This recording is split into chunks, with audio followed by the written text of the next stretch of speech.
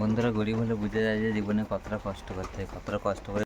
বন্ধুরা আমি এখন বালতি নিয়ে নিয়েছি, জল আনতে যাবো, কারণ মা ভাত রান্না করবে এখন। প্রায় 10টা বাজে, এখনও রান্না হয়নি, কোনো কিছু খেতে পারিনি। এখন আমি জল আনতে যাবো, তেমনি জল আনতে বেরিয়ে গিয়েছি আমি।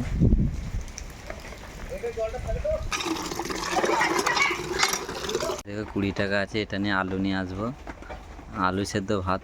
কাল থেকে বৃষ্টি হয়েই যাচ্ছে, তারপর ঘরের অবস্থা কেমন হয়েছে তোমাদেরকে একবার দেখাচ্ছি, ঠিক আছে? সেটা দেখো যে আমাদের ঘরের অবস্থা কেমন হয়েছে। এই থেকে আমাদের ঘরের অবস্থা এমনিতেই ফুটো চাল, কারণ আছে ওখানে তিরপল দেওয়া ছিল, তিরপলটা নষ্ট হয়ে গেছে। প্রথমে টিন ছিল, তারপর তিরপল দিয়েছিলাম, তিরপলটা উড়ে গেছে ঝড়েতে আর বৃষ্টিতে।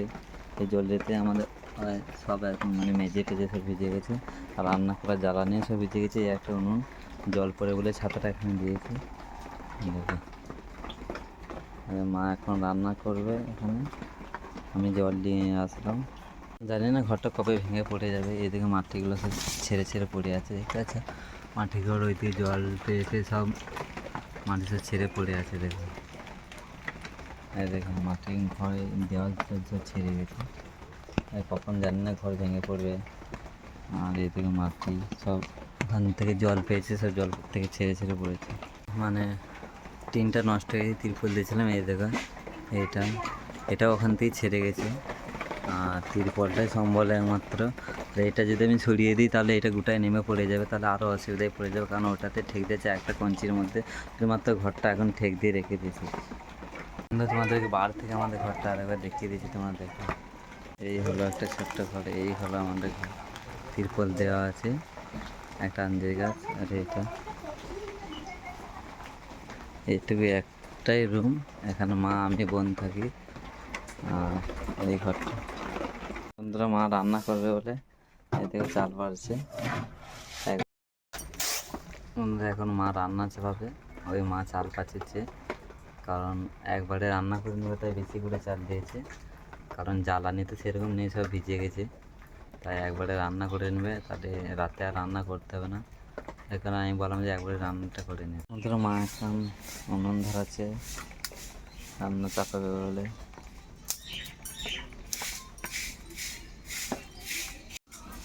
এই দেখো মা রান্না চাপে দিয়েছে, ভিজা কাঠটা সেই জন্য আর জ্বলছে না, ধোঁয়া হচ্ছে উনুনটা।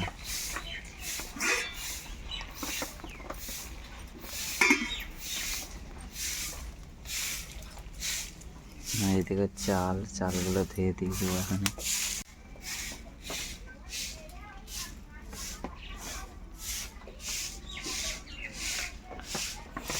মা এখন আলুগুলো কাটছে, ওখানে সেদ্ধ করতে দেবো, আর চালটা দিয়ে দেবে এখানে। চাল ধুবে, চালটা ধুয়ে নিচ্ছে জল দিয়ে। আলুগুলো আমি ধুয়ে নিচ্ছি, কারণ মা এদিকে চাল ধুচ্ছে, আমি যে আলুগুলো ধুয়ে দিচ্ছি। এখানে ভাতের সঙ্গে দিয়ে দেবো সেদ্ধ করতে।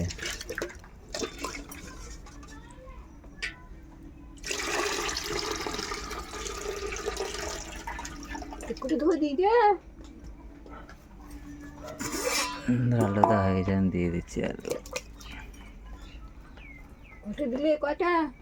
তিনটে সে রেশনের চাল, আমাদের এমনি কিনা চাল নেই, রেশন থেকে যেটা পাই সেটাই হয়। আমাদের এদিকে মা হাঁড়িতে চাল দিয়ে দিচ্ছে।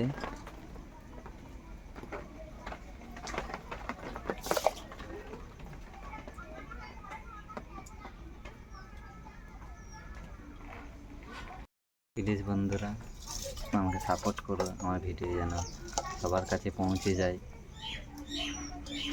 প্লিজ বন্ধুরা আমার ভিডিও যদি ভালো লাগে প্লিজ লাইক কমেন্ট শেয়ার, আর আমার চ্যানেলটা সাবস্ক্রাইব করে দিও।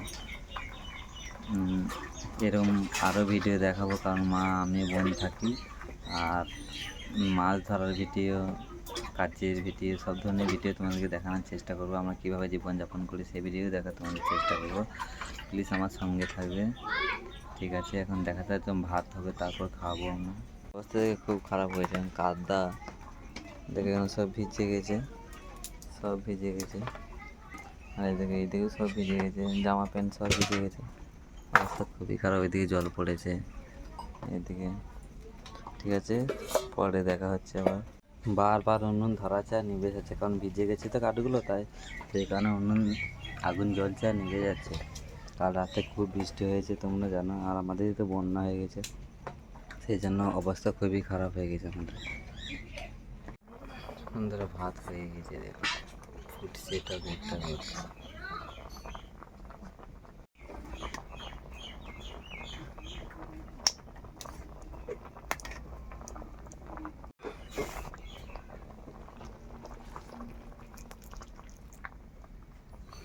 আমার ফ্যানে ভাতে ফ্যান গালছে, এখন ভাত হয়ে গেছে। বন্ধু দেখতে হচ্ছে আলু সেদ্ধ আর ভাত। আমি আর বন্ধু খেতে বসে রয়েছি, তোমাদের ব্যাক ক্যামেরায় দেখে দেখো ভাত, আর এটা আমের টক সেদিনকার ছিল, আর এই যে ভাত আর আলু সেদ্ধ আর ভাত। ঠিক আছে, ভিডিওটা ভালো লাগে প্লিজ লাইক কমেন্ট শেয়ার আর সাবস্ক্রাইব করে দিই।